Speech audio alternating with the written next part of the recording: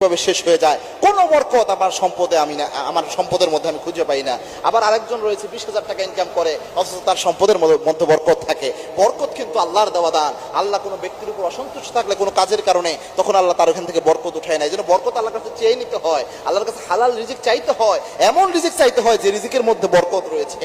এটা গুরুত্বপূর্ণ বিষয়। এবং হালাল খেতে হয়। হালাল যদি আপনি ভক্ষণ করেন, অবশ্যই আপনার মধ্যে বরকত থাকবে, আপনার রিজিকে বরকত থাকবে এবং আল্লাহ রাব্বুল আলামিনের সাহায্য থাকবে। এবং বেশি বেশি শুকরিয়া আদায় করবেন, তাহলেও বরকত থাকবে।